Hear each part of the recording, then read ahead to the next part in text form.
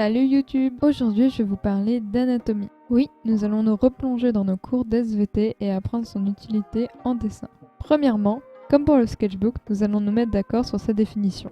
Et ce grâce à Wikipédia. Je vous rassure, cette fois, on va faire court. Non, je déconne. Mais la vidéo va pas être complète, parce qu'il y a trop de sous-catégories dans l'anatomie que je peux pas aborder dans une petite vidéo. Du coup, je vous invite à aller dans la description où il y a tous les liens, enfin il y a 2 liens de mes recherches, c'était pas très compliqué.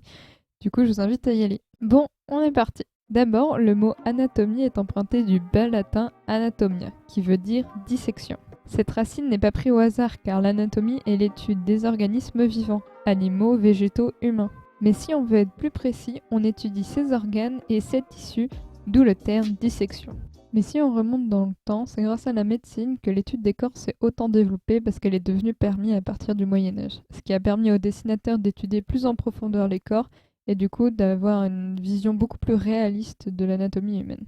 On pourrait citer Léonard de Vinci qui mixait science et art pour créer sa vision de l'homme parfait représenté par l'homme de Vitruve. Je précise, quand je cite le Moyen-Âge et l'évolution sur la dissection des corps, je précise pour l'Europe. Mais je vais éviter de trop rentrer dans les détails, sinon on va se perdre. Mais vous devez vous demander, c'est bien beau tout ça, mais à quoi ça nous sert en tant que dessinateur? Et vous avez totalement raison. Et j'y viens. Une de ses premières utilités est de se rendre compte de la proportion. Par exemple, si je vous montre ce personnage, il est relativement normal pour un personnage dessiné. Mais si, à contrario, je vous montre ce personnage, vous allez effectivement vous rendre compte qu'il y a quelque chose qui cloche par rapport à l'autre. Ça, c'est une des bases de l'anatomie, c'est l'étude de la proportion. Dans le cas de notre personnage, c'est assez flagrant, mais si je vous donne un cas un peu plus compliqué, comme une main par exemple, le calvaire de tout dessinateur, vous aurez plus de difficultés par exemple à voir les différenciations de vos doigts, bien que vous y soyez habitué. C'est facile de les voir, mais c'est plus difficile de les représenter sur une feuille de papier.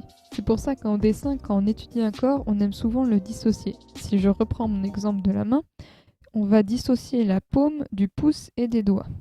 Moi, par exemple, je représente la paume sous forme de carré, où je vais y greffer ensuite le pouce, qui va être représenté par un triangle. Ça va montrer, c'est la zone mobile du coup du pouce. Et ensuite, je vais y ajouter les doigts. Comme ça, je peux bien dissocier le mouvement de chacun des doigts et les bouger après en fonction de certaines poses. Mais là, on reste dans le cadre de l'humain. Et comme on l'a vu tout à l'heure, l'anatomie ne s'arrête pas juste au corps humain. Il y a aussi les animaux et les végétaux. Même si la dissociation reste globalement la même pour n'importe quelle espèce, le principe est le même, c'est au niveau anatomique qu'on va avoir des différences. D'où le fait d'étudier l'anatomie, ce qui permet de voir ces différences. Comme exemple, on peut prendre la patte d'un cheval où quasiment tous les termes vont être similaires à celui d'un être humain pour des raisons historiques. Et on peut donc se rendre compte que le sabot, en fait, c'est l'équivalent de nos ongles. C'est juste que c'est proportionné totalement différemment sur un équidé par rapport à un humain.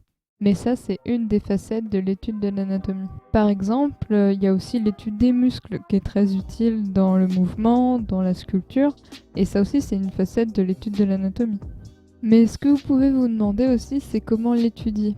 Car c'est bien beau, mais depuis tout à l'heure, je vous parle d'étude de l'anatomie, mais je vous ai même pas expliqué comment on peut l'apprendre.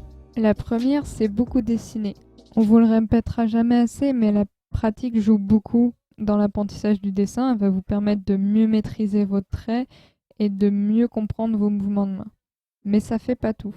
En plus de la pratique, le plus accessible, ce sont les livres. Vous les trouvez facilement en librairie ou en médiathèque, et ils sont quand même une grande source de savoir. Comme livre anatomique que je vous conseille, ce serait Morpho. C'est celui qui est souvent conseillé, il est en français et vachement bien expliqué. Je vous mettrai le lien dans la description. Pour ce qui est de livres anatomiques sur les animaux, j'en ai aucun en français, ce sont que des livres anglais. Il y a Science of Creature Design et il y a Animal Anatomy for Artists. Pour ce qui est des livres, je les ai trouvés grâce à l'Instagram de Nick Vasi. C'est une biologiste artiste qui fait des dessins magnifiques sur les animaux. Du coup, si vous aimez l'anatomie animale, foncez. Je mettrai le lien dans la description. Elle fait du super travail.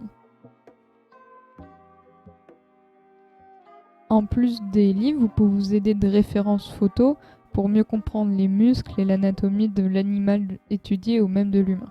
C'est super pratique et ça complète vos recherches sur l'animal. Il y a un site que je pourrais vous conseiller, c'est Animal Photo Art Reference. C'est un site qui avait été donné par Choco Dessine de la chaîne YouTube, qui est super intéressant et qui permet de voir des angles de vue sur certains animaux pour la tête. Et c'est super intéressant et très pratique. Mais du coup, pour moi, tout ça, c'est les bases de l'étude de l'anatomie. Si vous n'êtes pas à l'aise avec l'étude photo, si vous aimez pas trop lire des livres, il y a une alternative qui est soit les vidéos YouTube, qui sont pas toujours très complètes parce qu'il faut rester lisible pour tout le monde et compréhensible, ou alors il y a les logiciels 3D qui vous permettent de visualiser les perspectives plus facilement. Le problème, c'est que ça n'existe pas pour tous les animaux et ça n'existe pas non plus sur toutes les positions possibles. Du coup, ça reste assez limité. Voilà donc toute l'utilité de l'étude de l'anatomie. Entre l'apprentissage des proportions, des volumes, du mouvement, de la musculature, tout ça, ça va vous apporter de grandes connaissances en dessin qui vont vous faciliter le travail quand vous allez dessiner. Une fois que toutes ces bases sont maîtrisées, vous pouvez jouer avec. Et c'est là où rentre un peu le style de dessin. C'est comment vous allez jouer avec tous ces codes pour vous créer en fait votre identité et pouvoir dessiner avec. Je vais pas plus approfondir sur le thème du style parce que déjà moi j'ai pas trouvé encore mon propre style, du coup je peux pas trop me permettre de parler dessus et je pense y dédier une vidéo quand je l'aurai trouvé et que je pourrai l'expliquer. J'espère que la vidéo t'a plu, tu peux la partager, t'abonner pour soutenir la chaîne ou me suivre sur Instagram, je poste pas mal de mes dessins.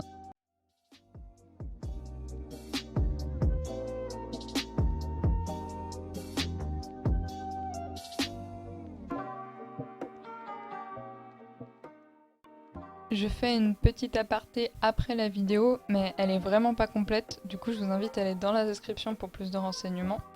De plus, prenez cette vidéo comme un avant-goût de tout ce qu'il y a à savoir dans le dessin au niveau de l'anatomie, qu'une réelle vidéo d'apprentissage, parce que c'était pas vraiment le but, c'était plus expliquer.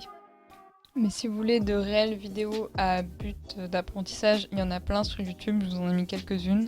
Je vous conseille la chaîne de White Illustration, de 1 parce qu'elle fait des tutos dessins qui sont plutôt complets et assez sympas. Et en plus, elle a un Discord où le principe est de s'entraider. Du coup, c'est vachement intéressant. Il y a des trucs le soir pour dessiner en groupe, il y a des challenges de la semaine, du jour et du mois.